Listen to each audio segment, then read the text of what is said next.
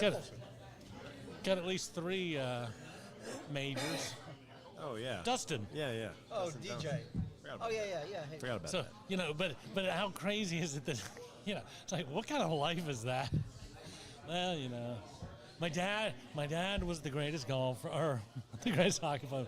I married this guy. He's made $200 million playing golf. No, he made $200 million not playing golf. Yeah. Technically, he made 72 playing golf, and he made 125 not playing golf. So I did text my 2 uncles this week because my dad had it on TV. I walked into the room, and it's LIV, and I go, he doesn't know. He's 85, right? He just put something on.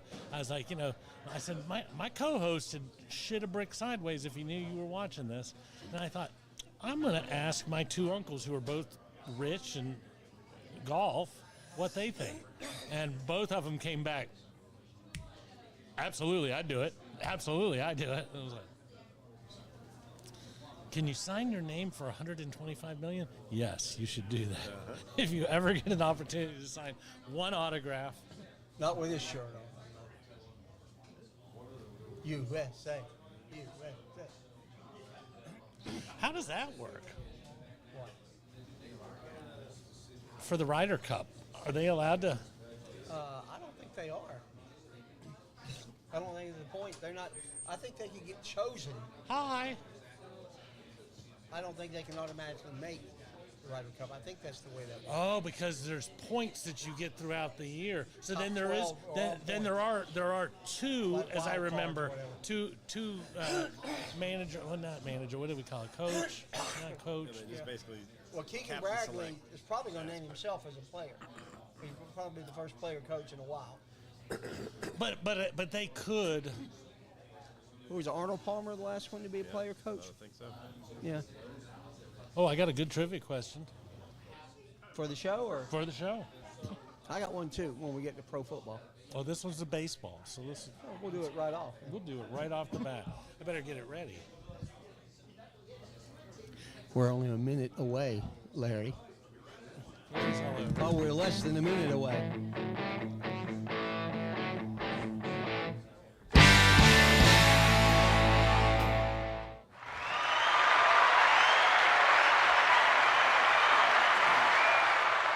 Good afternoon, everybody, and welcome to Miller's Ale House on a Wednesday afternoon, and a happy 4th of July to each and every one of you, even the Steeler fans. So we're very happy to have Even you guys them. here with us. We love football. We're going We to be love talking football. about the Steelers today a little bit on our sportscast. This is Three Guys Who Love Sports, a show that helps support guys that are going through mental and physical issues.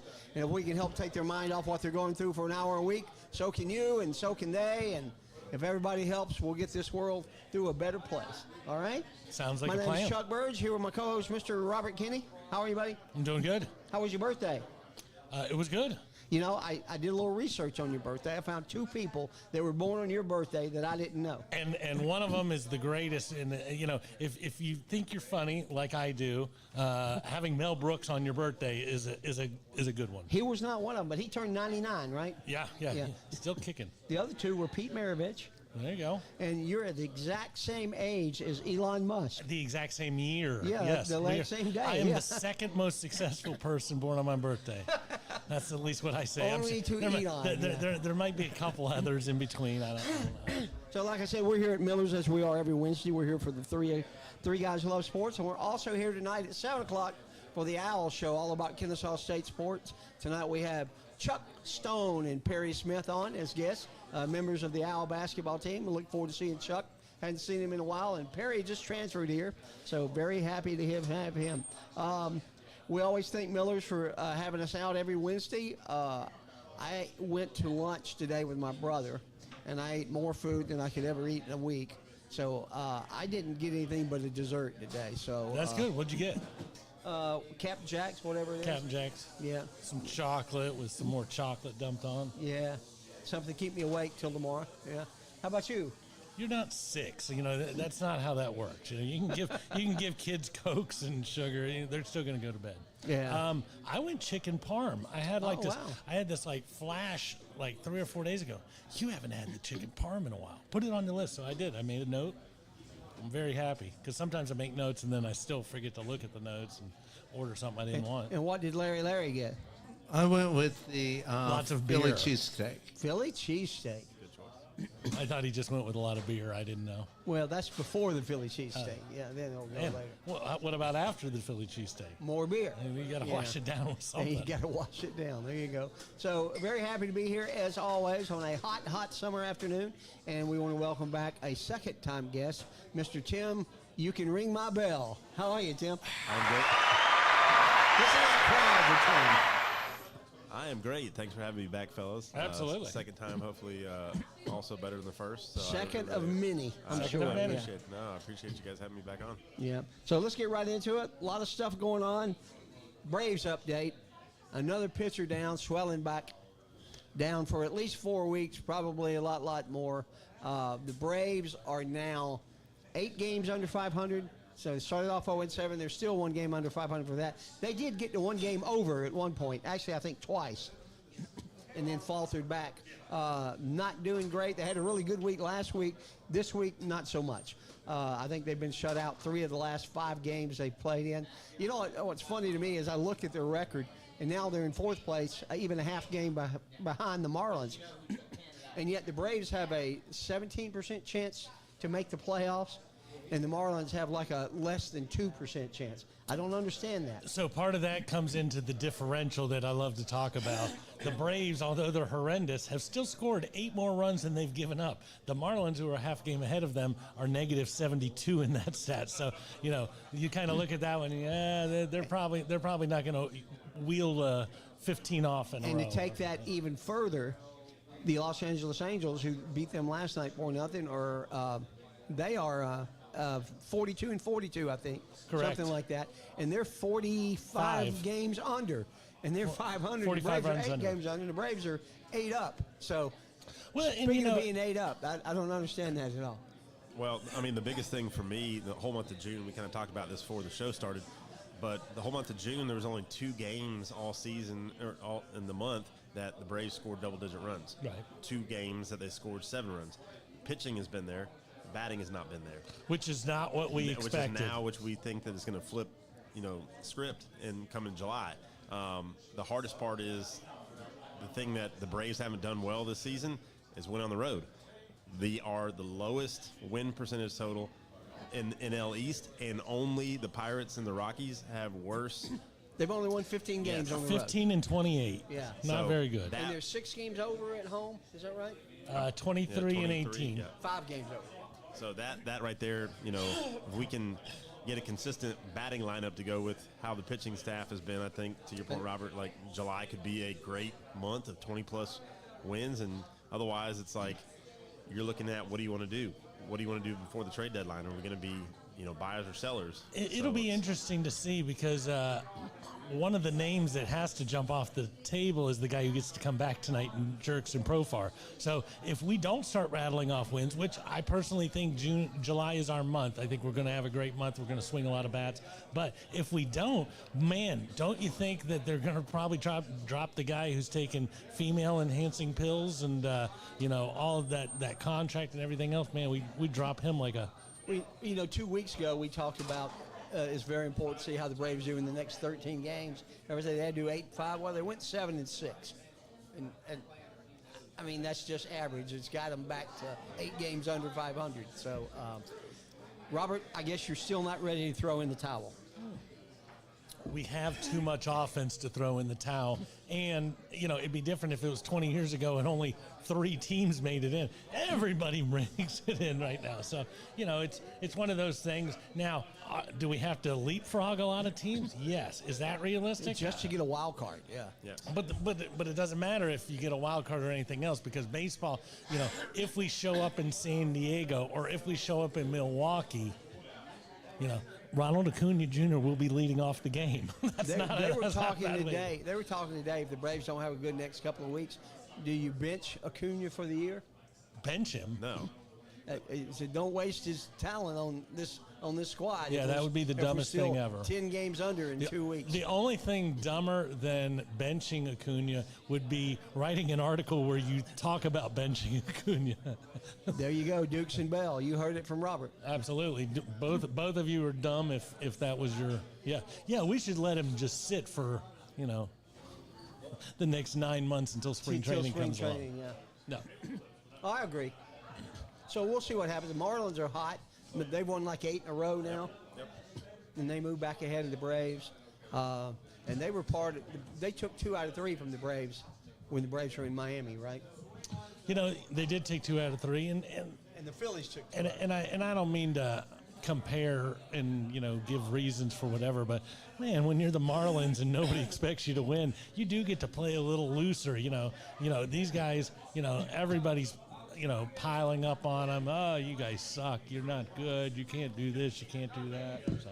Well, I mean, the biggest thing, just like you said, it's just a roller coaster. Is can we get all the stuff together in one at the same time? Because injuries are going to happen, but if we can get the pitching that we've had and get the bats going again, Absolutely. I really think, just like you said, I think. Last night they got a great game out. Was it Elder that pitched Yep. last night? 6 innings. Just got to get the consistency. No, it was not Elder. No, Lord knows it wasn't Elder. It's the one that looks like southbound and down. I can't think of his name right now. But yes, Holmes. Yeah. Grant Holmes. He's spinning down Kenny. Kenny Powers. Looks just like Kenny Powers. But he's been pitching pretty good, and better games than most. But yeah, we'll see what happens. It's So not I easy. looked at my stat. The Braves are a 17.6% chance to make the playoffs, and the Marlins, who are half a game ahead of them, are a 0.4% chance to make the playoffs. right. But even as of a month ago, we were still the second best odds to win the National League. And you're like, wouldn't that be the Phillies? Or no, it's not, because they know how much is, how much we have in the roster. So. Yeah, We'll but see. as the more it gets depleted through injuries, that's just. And the later the season goes, And they call back up a pitcher, Austin Cox. It's I don't easy. even know who he is. It's easy to be optimistic on May 1st. It's harder to be optimistic on July 2nd, and August 1st will be even more difficult. Yes, it will. All right. So good luck to the Braves tonight. Robert, you going tomorrow night? I am going tomorrow night. Excited. Who's pitching? The Braves. Braves will be. We're going to Braves have will some be pitching pitchers. against the We're going to be Angels? hitting too. So they have all sorts of cool stuff planned for the game. What is their record when you go to their games I am undefeated this year. this year? Yeah, I'm 3-0. Oh, beautiful. So All right. clearly somebody needs to sponsor me. Send me down there a little more often. There you go. Just throwing that out there. All right. So obviously yesterday was Bobby Bonilla Day. Only 9 more to go to collect his 1.19 million. Technically or whatever it is a 10. year. Yeah, technically 10. Yeah. 2035. 10. Yeah. Yeah. So But for people who don't know that whole story, because it is a funny one, they had the opportunity to pay him What was it, 5.4 million or something? At the time? $5.9 million, and they'd have just been done with him. And do you remember what the Mets were doing? It was a different owner at that point. But who was the Mets owner at that point? Whose buddy was the Mets owner at that point? A guy named Bernie Madoff. Yep. And so they had to save as much money as they could so they could invest with Bernie Madoff. So instead of giving this guy $5.9 million, they pay him $1.19 for the next 25 years, which totals $30 million. You're like, well, yeah, what a horrible organization. Horrible. You can't imagine. And the millions now, they throw that away on a player for a week. I mean, that's crazy. Absolutely. But you think about the Scottie Pippens of the world who go belly up and they have no money. Mr. Bonilla gets a check every year, just to, in case I was real dumb this year. At least I know I got 10 more checks coming. Yep. Yeah. So I do have a baseball trivia question for you. This happened in the past week, and it was the first time it had happened since 1958. Anybody hear anything about anything crazy? I did not hear about it. First time any individual has hit a inside the park home run and a grand slam in the same game. Wow. Wow. So, you think about that, and it's like, well, Dela Cruz? You got it. No, it was actually Wilmer Abreu for the Red Sox. It takes a heck of a bounce over a guy's head. You got to be fast enough, and then obviously you got to have a lot of people on base when you come up again. Guess who the last person to do it was? Roger Maris in 1958. Wow. So, and then before then it was July 4th, 39. So you talk about something that does not happen very often. But hats off to Wilmer. Very happy for Wilmer and Fred Flintstone. Absolutely. So very happy to hear. Wilma, Fred, everybody. Everybody, Bam Bam. everybody, and Bam Bam and Dino are Bedrock. happy. All right. So speaking of good things happening, let's talk a little bit about the Hawks. I read something today. The Hawks are the odds-on favorite to win the East this year. I mean, are they going to get Giannis? Because they got Porzingis, Yep. got a couple other players, and with Trey, I'm just shocked. I can't remember the last time I heard in any year that the Hawks are the odds-on favorite to win the East. I mean, I still haven't heard that. so they had just, recently with Nikhil Alexander Walker, I think it was a 3 or 4 year deal for what was it, $62 million. They brought my guy in from Duke, Luke, who's one of the top 3-point assassins in the NBA. So they move as far as scoring. You already mentioned. Now, was it a smart move because you're a Duke fan, or was it a No, smart just move as for the NBA, Hawks? as both. No, unfortunately, I'm a Hornets fan, so that's a whole different story there. But I think that it was a great move for them to kind of what he needs to do. Porzingis, although is not the same, in my opinion, guy that he was a few years ago, still should be top shooter in that offense. And Better than what we had. And as you mentioned, one of the top 5 teams in the Antetokounmpo, sweepstakes. So I don't know what you're gonna. But the problem is with Giannis is what do you have to give up to get him? Exactly. So I think the team with Giannis is have a lot of holes. But I did just look up NBA future odds, and it has the 4th best odds in the Eastern Conference. I can't remember where I read the article. Did you? I saw briefly, but it Yeah. was definitely, I think, obviously well in the East. But to your point, thinking on what happens, I think it's enough. They You should bet because it's plus 2,500. Oh yeah. They said that the Hawks front back to get Giannis because they got back together. News this week was Wimbledon. Everybody's playing 13 of 32 guys in the I think 3, 5, or 3, 8, and the 10 of them went out. 2 through 5. 2 through 5. It's already blood at Wimbledon. That's what it is. Yeah. That's what it It is. is. And it's usually tournaments, it's not a tournament that we've really done well at. Well, that's the second time the 13 been out there. They were knocked out in the first round. I mean, you don't expect Coco to have that performance in France and then just tank. Yeah. But Yeah, but she got didn't. whipped. Oh, yeah. She didn't play any tournaments. on grass. Yeah. And Right. grass Yeah. is Her faster. her third match on grass. She got whipped. She didn't lose. She got whipped. 7-6-6-1. Yeah, But grass is the fastest surface. Yeah. So she was dominating in Roland Garros, which is slowest surface. And not to say she can't do both, but man, that's a different. That's like winning in Jacksonville and going to Loch Lomond and thinking that you're going to pick up and do the exact same thing a week later. Played on clay. Atlanta Country Club. That's Yeah. clay. It's a lot of flat. Oh yeah, but you watch the men and women as well, and you really have to spend a lot of hours on that surface so that you know how to slide. Because you breaks while you're sliding. The first time out there, you're like, yeah, it's cool, but it's slide too far. Go back when they're to exactly what you are great play, Yeah. dominant. It's all different services. All of them. Yeah, I heard the Wimbledon, the championship on 4th of July. I guess it changed a few years ago, but now they didn't even start till Monday. It changed about 25, 30. It wasn't that long. It was that long. I'll just- All right, let's do first if we can. Where?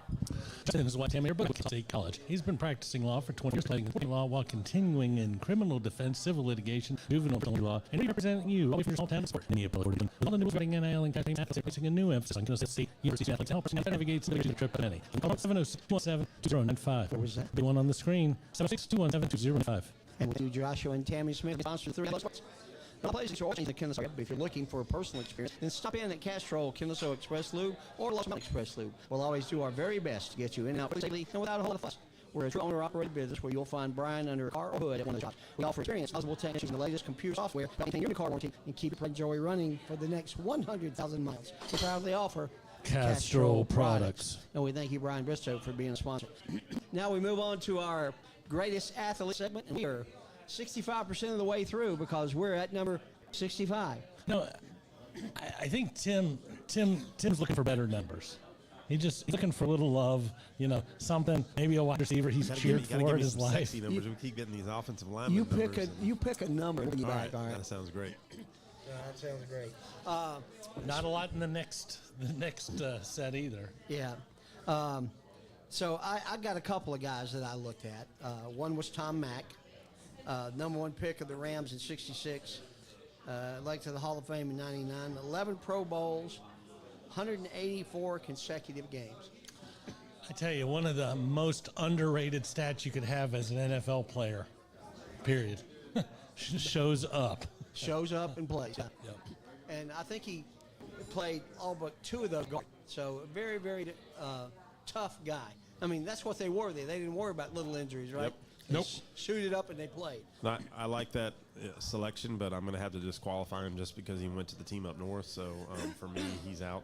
Gone. So the one that I wanted to bring up, there's two or three other good ones, but Elvin Bethea, for me, he went to North Carolina A&T, North Carolina. But to your point, to be able to play that long and stay with the same team his entire career, to be in the North Carolina Ring of Honor. 16 years. Yes. So that, for me, kind of pushes it over. It's kind of in between him and the other gentleman we'll probably bring up. But for me, just to be able to stay that long with the same team at that time frame, because I think it was 68 to 68 was his rookie year to 83. So to be able to stay that long in that time period, that's a lot. 8 Pro Bowls. Also elected to the Hall of Fame 2003. He's actually mine, too. I had just looked, too, and was comparison. And unofficially, they didn't have stats then, but he had 105 sacks. Enough when you look at his stats, the sack was sat until 91, 10.5 and 69, 10.5.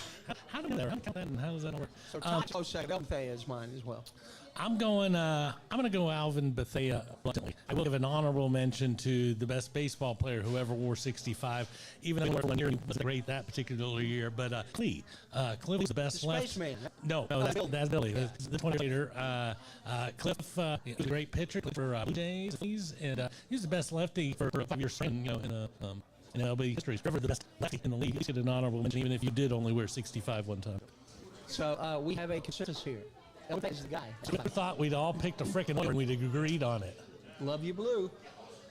They Never were the loved guys. Blue. Bush was a coach then. Oh, yeah. Bum. Wait. Yeah. Earl Campbell. This was way before Earl Campbell. They played together. Absolutely. Earl Campbell, the rookie. 77, yeah. Not to mention, he'd have been around for Warren. Yeah. After Warren snubbed for, he was black. I think he played. But yeah, he was my number one on this list. But he wasn't drafted and went to Canada. And I think he played 6 years in Canada, won titles and 5 MVPs. And the NFL's like, okay, maybe we'll let you draft sometime. You got a 65? Not a different thing. His 65 is he Paul can't Davis, wait. 65 He can't love wait to start collecting Social Security. Been there to do that. All right, so we can cut this segment short and get on to some football, right? Bam, bam. But more football. All right, Larry, let's get a brain train commercial in there.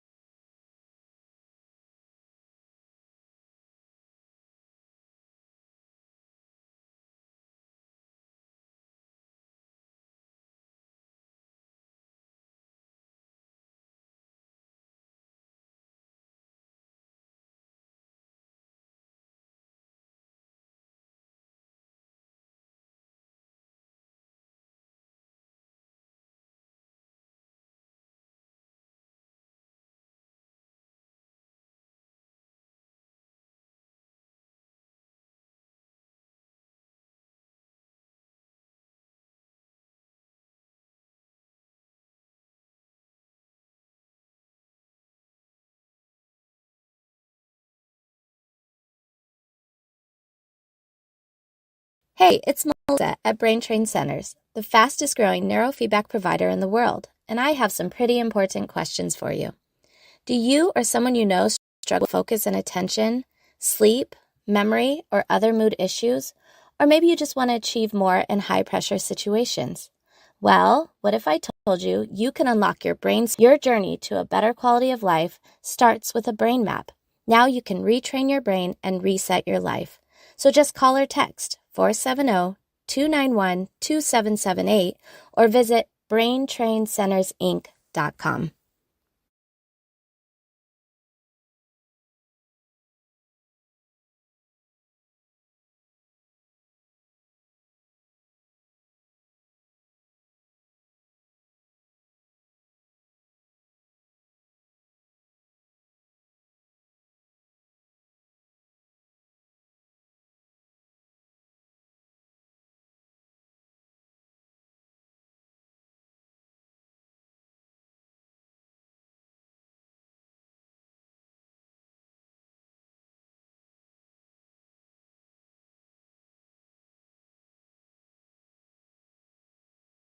Pretty good. I don't like that game. I don't watch that game. Dick of the Kicker's going to be on there. But if Is it the Chargers? yeah, It's who Chargers and Lions, I believe. Lions? Yep. but yeah, I mean, just knowing that the game that I'm not going to watch is close gets me excited. Yeah. All right. College football first. KSU is no longer the new kid on the block in Conference USA. They have two new teams, the Missouri State Bears and the Delaware Blue Hens. So I know we play Missouri State this year in football. I don't think we play Delaware. I don't believe so either. Yeah, but very cool to not be the new kids. I mean, KSU's got a shot. We'll be talking a lot in the near future with Coach Mack. Does that mean we get to move like one seat back in the bus? I think so. You know, new kids all got to ride in the front of the bus, but now hey, you're in the front seat, dude. Yeah, the Delaware Blue Hens. That's an amazing thing. And Missouri, you know, these conferences got to go somewhere, right? And we have played Missouri State before. We had a guest on the show who had his career running back. Missouri State or Central Arkansas? There's Missouri State. I think both. I think we've had guests who dominated in both those areas. But maybe you're correct. Maybe I am thinking something. Yeah, or Central Arkansas, the Bears. Yeah, so very happy about KSU. And just real quick, mention Chuck Stone and Perry Smith from the basketball team going to be on tonight at 7 o'clock. So make sure you stick around for that. You know, there are a lot of fans in college football that just aren't nice. I found a list of top 10 worst fans in the United States. Who do you think is number one? I mean, everybody's list is number one. Ohio State's number one. You know, and it's OH. I know. how horrible is that? I got a buddy who does that. It's effective. You know, or sports in general. I used to always say, you know, I was a Sox fan, and when the Red Sox had one in 80 years, they for a bag of balls. Man, that's my team. Man, we suck, but we're hit you one. Once they won, okay, I don't want to be associated with those anymore. So there are same thing like the season. Obviously, I don't know what that goes off of, but you know, obviously that we're annoying because we do win a lot. But as far as complete opposite of that, I do the reason behind that is because anything. You look at the last 20 years. What you've had a Heisman quarterback. You've been to a national championship game, but. What have you done to have 20 plus, you know, uniform options each season? You don't want anything. But I would say that they are overrated. Maybe you know, I've never seen Oregon meeting me in a parking lot going. I think but that happened. You know, I'll say Georgia's getting it, but Alabama, Number 3, Alabama, but you have the state because you have that 50 time Nick Saban won multiple national championships. So at that point, just like the reason why you know Ohio State probably went off of that list right now, teams that do well. More, so therefore we become more annoying. So all of them disagree with you. Ohio State. Number 2 is awkward. It's Florida. And I was a little surprised about that. Why? Because those guys cut their hair and drive arrows, even if they could drive anything else. And I mean, they are God's gift. Do you think the majority of people that I think anybody is. You bring this all the time. It kind of miffs me. You can go to Georgia Tech. But it's happened before then. So, you know, I mean, the idea that I have something on the wall to claim I'm a fan of something, but fans are obnoxious. They had nothing to cheer for in a long time. And they still bark and talk and all that. So number 3, like Florida's two. Colorado. That's got to be on the list because people. And I go into thing Oregon. Look at that program getting a lot of press. And I've never met a Colorado fan who's seen the program. You know, the fan is not obnoxious yet. There's enough fans to be obnoxious. They don't have enough fans. Correct. Yeah. They're all freaking high and happy that prime time. No. Number 5 are the Hurricanes. For me. That's obnoxious. I agree with They're you. number 3, definitely. Yeah. But one thing about them that now everybody does. What did they invent that absolutely not you and then you. What other thing do they do that every other team does now? Maybe turnover. Yeah. Oh yeah, fourth down. fourth quarter when in the third that was a Hurricane thing. And I remember watching them when they like, hey guys, every team, yeah, you suck. You're not gonna win. 6 is Tennessee. Yep, I was gonna say them. Rocky Top. On the list too. Florida State is 9. Okay.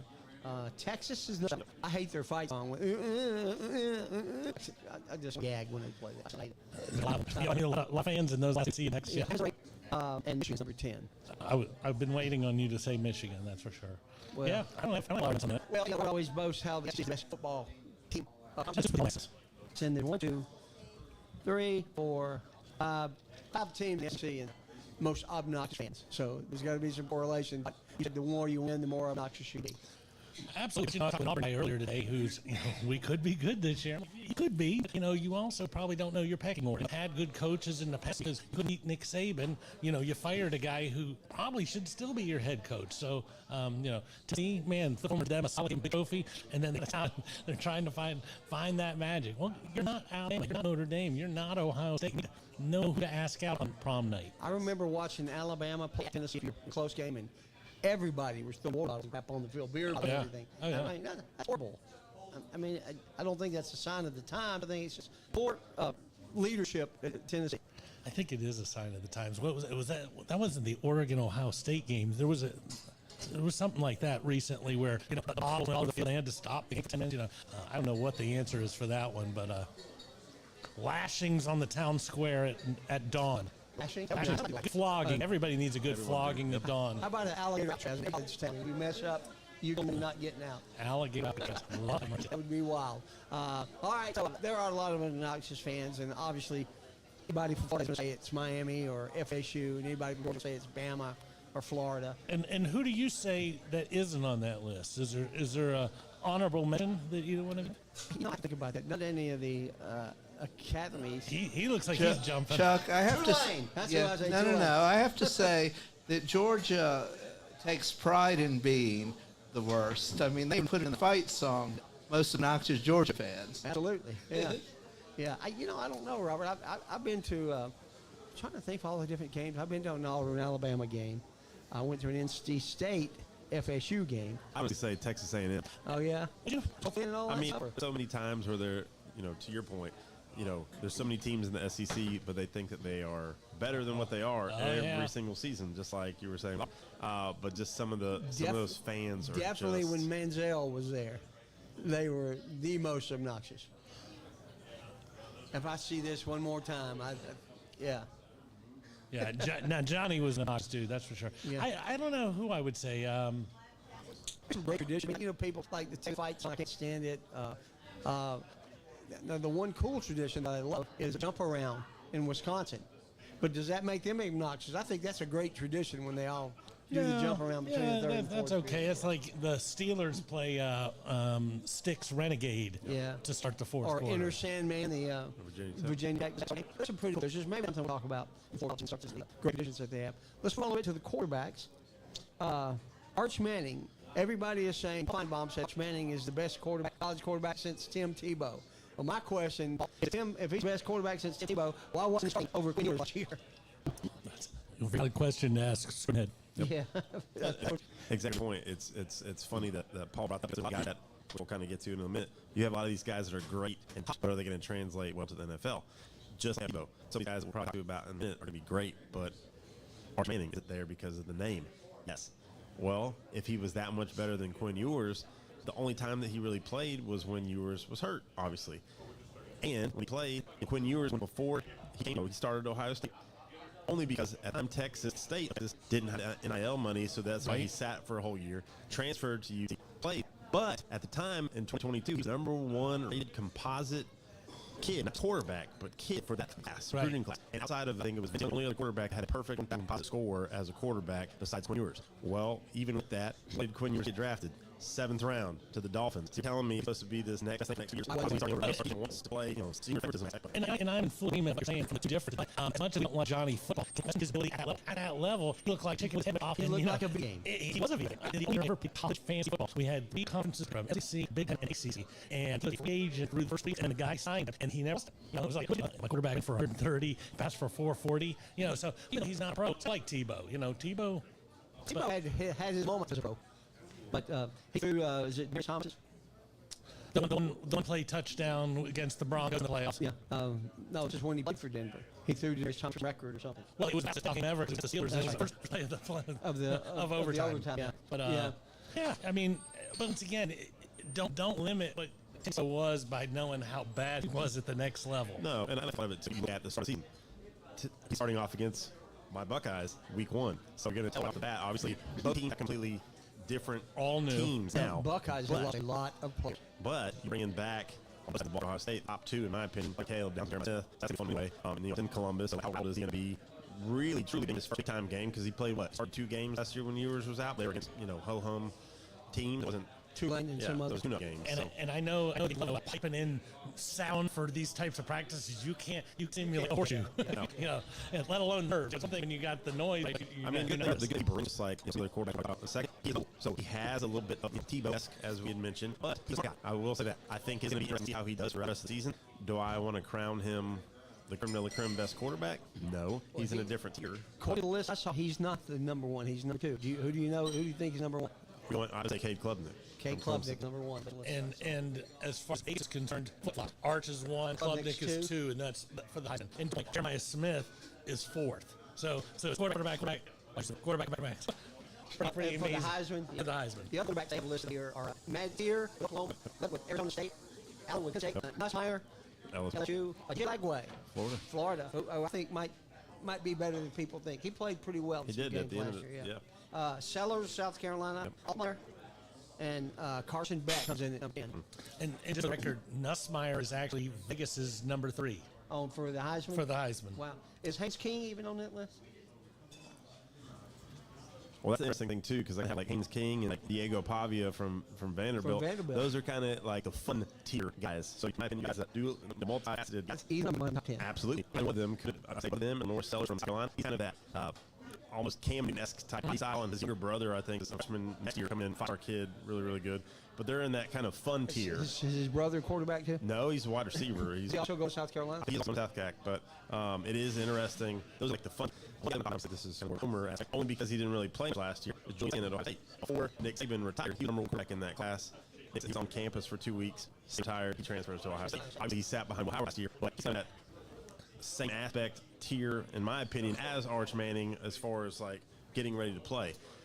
Best quarterbacks, in my opinion, off of how their teams are going to do and how they're going to get college-wise, I'd have to say Drew Allar, even though Penn State got really transfer well to the college. Blackledge. But Clemson's schedule, obviously he and Lenore Sellers get to play at the end of the year with South Carolina playing against each other. Game, and he gets to play against Nussmeier when they play LSU. So that'll be some fun matchups to see really going up against. And Julian is 5th on Vegas. You have Jeremiah. No, absolutely. You have Smith, Brandon, Cardell Tate, Milan, and Matt Clare. If you have all the players, it should be easy for you to put up those stats, and that's clearly what he knows. You think think Ohio State's going to win the Big Ten? It's not us, it's Penn State. Because Penn State is replicating kind of what we did here. Bring almost everybody back. Very senior laden team.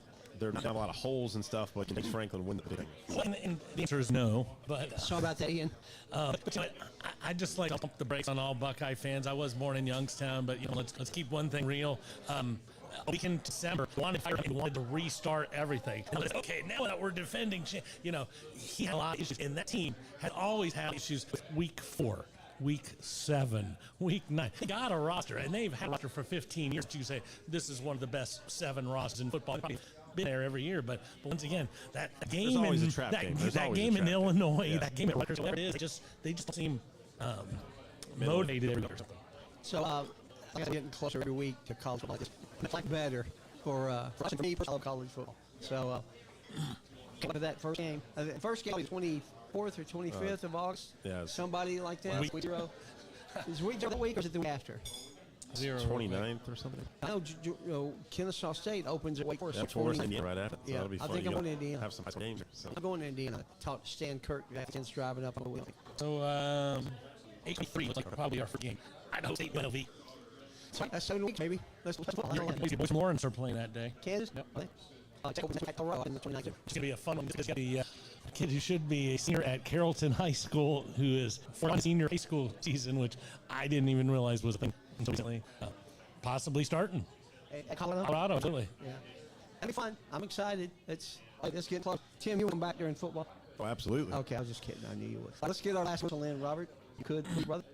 We're going to the same old places for the same old thing. American Access has your service. We're looking for something new to do before or after the game, the most memorable workouting ever, or just wanting to take some buckets. American Access has their 3.5 Atlanta locations waiting for you in Marietta, Tucker, downtown at the Works, and the uber cool new mobile access that can be up wherever you need.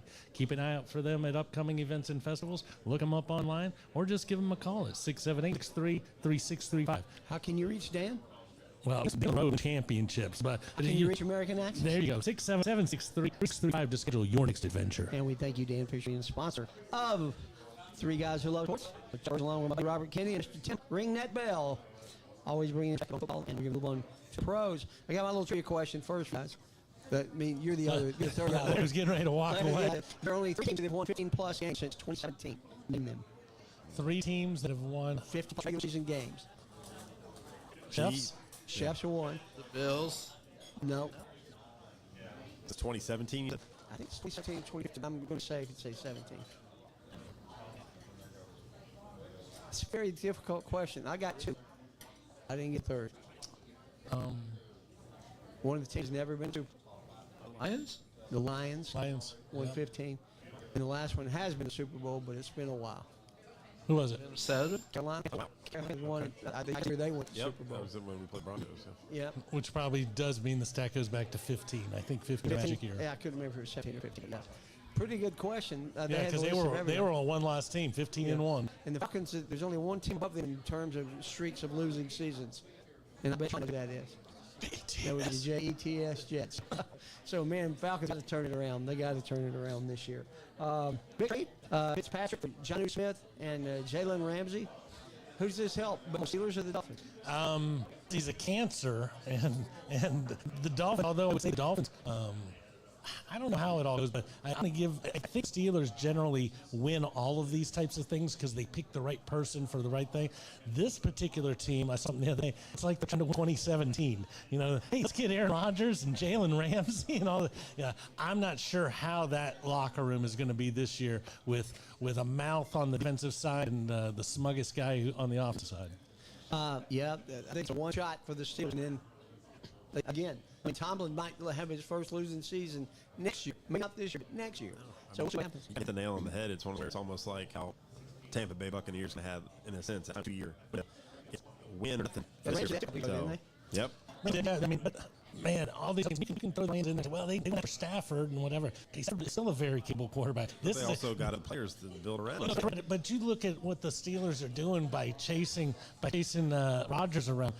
Only he hasn't been You good. kind of noticed in the draft because you kind of assumed that's what was going to happen. That they were going to get him in the offseason. Wait. Because otherwise, they could have easily drafted several guys ahead of time. Draft. They just knew, like, hey, we'll get a guy that, Will Howard obviously got drafted in the 6th round. When you're, him and Mason Rudolph, they'll probably get somebody else as a starter. But like, just waited, hoping that. Because what if he didn't? You're gonna have Mason Rudolph for your They must know starter. something. I mean, telling the GM knows it. At the end of the day, they understand numbers better than we ever will because they crunch them on a regular basis. So they can look at a draft with everybody's rosters and go, okay, these 20 teams aren't they're not in a position to change us in the teams and are super confident in their ability based on that. To your point, I think. I've seen enough in the last 7 years of the NFL. I'm ready to throw the reins to a rookie anytime I get an opportunity. Howard is a very capable quarterback. Is he probably not, but you don't know until you throw him out there. Look at Rudolph. Rudolph did great for a playoff run, and they still won't let him play. So I don't know what they need. Rudolph was great on Christmas Eve. Yes. He's fabulous. But I mean, even you bring a guy that Smith is going to salivate and utilize. Obviously, I feel bad Pat Fryer, youth tight end, but now they do all different types of pitches. With two backs, now you got Caleb, drafted from Iowa. You got what's his name, the other running back there. the guy's in the backup. Yes, to Najee. Yeah. I've been on his. I've been drafting like his So now business. you've got a nice package that you can do. You got big wide receivers.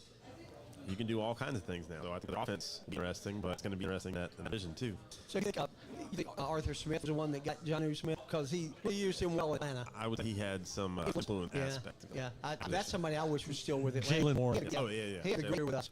Jonnu Smith. His career is his last 5 years were so much better than his first 5 years. But at the end of the day, I don't know.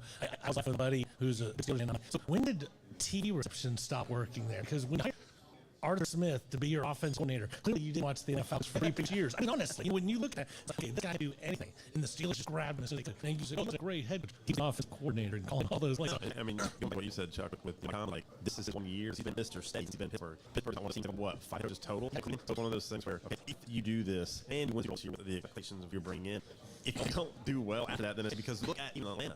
Obviously, there's a lot of transplants, but how many Steelers bars are there? Like, seriously, it's something that you win a Super Bowl, you're good for the next 2 decades because now you're really won anything since But and I do understand. You're absolutely right with me. But I'll throw this one out there. Well, there's no chance that they get near a Super Bowl. I agree. And so if they were, would there ever be we like talking about Lane president, like we get elected again? When you win the Super Bowl with this current roster, I mean, it's not nobody's talking about you beating. It's like, well, this guy's gone. So what kind of position are you in? Well, if Tom doesn't win this year, he's probably gone. Win what? Or have a wing. He's had 15 years, and they love it. what have you done lately, Eddie? Yeah. That's I right. mean, the Rudy family doesn't. Yeah, they don't cut people loose. Yeah. All right, at one point during this next 8 weeks, we'll have a show where we take all the division wins we think is going to be. It'll be fun to kind of go through them one time over the next few weeks and see how we think those divisions will shape up. And so we're going to start with the East. Oh, I know there's a great bartender in the house who loves to talk about the East. Yeah. When he's paying attention. He's paying attention. He's learned how to drown me out. All right, so let's start with the Jets are picked in 6.2 games. Is that look? It's a little low. I think they win their 8. Beat the season at 8-9. You're bringing in Justin Fields. I think is a little underrated. Obviously, he's a fifth quarterback in the NFL, but I think that he, has a connection with Garrett Wilson. They've got a nice mix on offense. Is what are they going to do defensively? Wide division. I think they win. Mike, if I had to put it on it, I'd say You'd say so. Slightly. We talked a little bit about it last week. Someone showed Justin Fields leading rusher for the Jets. I so because I think that the Jets actually can utilize more of me approach, which is Brees Hall. But when you've got some good running backs on the team, and they who's the guy from Wisconsin that's the number 2 back from the Jets. blank. But Braylon Allen. Yes, Braylon Allen, Allen. yeah. So he was maybe going to have kind of a 55 committee approach, and then Fields can do so much that you have to cut for him. So, Just throw it to a star wide receiver to make them win. That's the question. If he can hook up with Garrett Wilson, we'll see, right?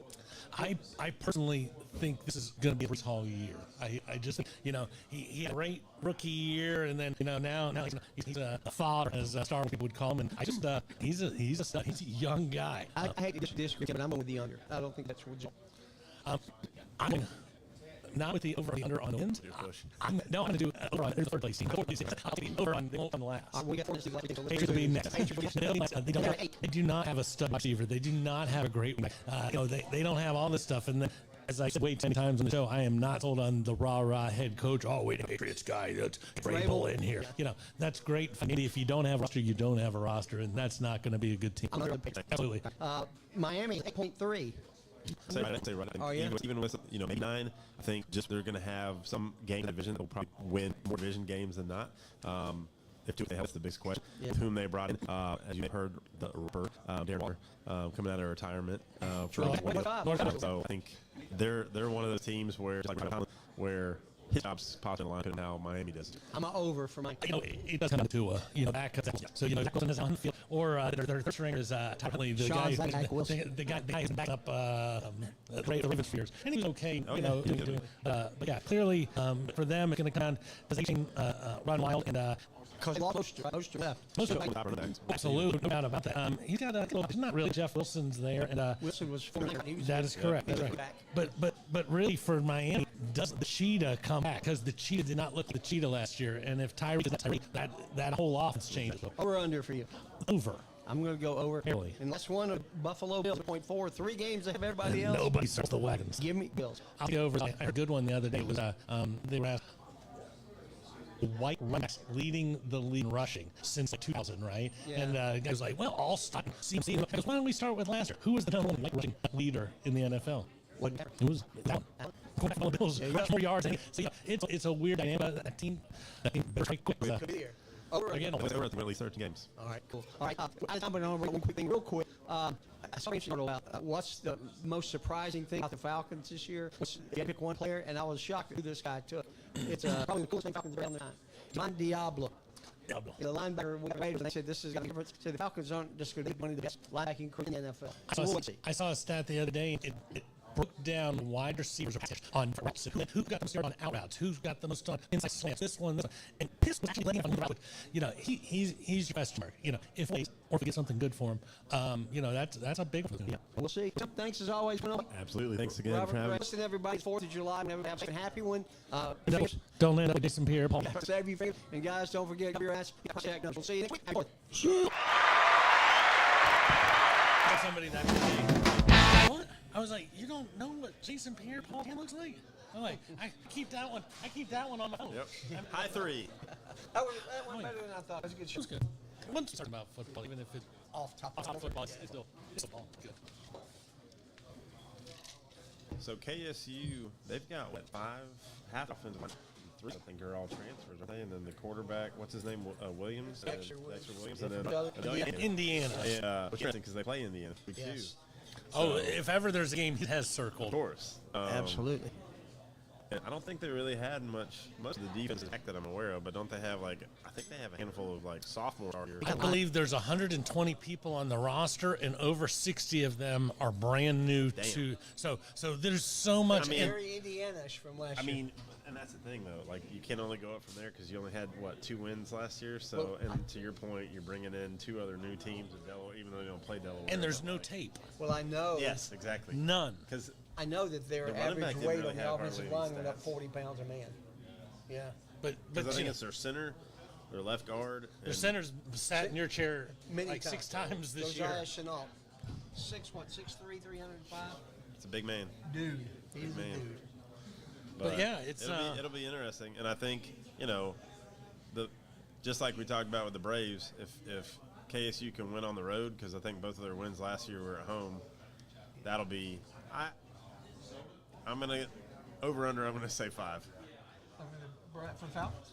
No. KSU. Wins, Okay. wins for KSU. I'm going to go a little higher. Higher than 5? Hey, Will, Yeah.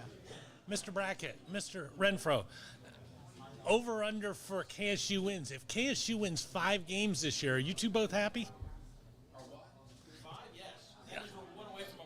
That's good. But they're diehards and they go to everything. And although he's thinking, I think he'll do more. I think those guys would jump at 5. Will, Yes, give me 5. black and yellow shirt, he's only missed 3 short games. Oh, wow. He goes all up. He's a great dude. What are you doing for the 4th? So our neighborhood has we missed it last year because it's the first year we've been through it, but they have a fireworks show that they do down by the pool, so all the families just bring all their stuff down there. Oh, nice. Yeah, I know. Somebody was saying earlier today that there's Bob saying that there's Ackworth, I think, has something on Friday, Saturday, Sunday with everything. So So Kensaw's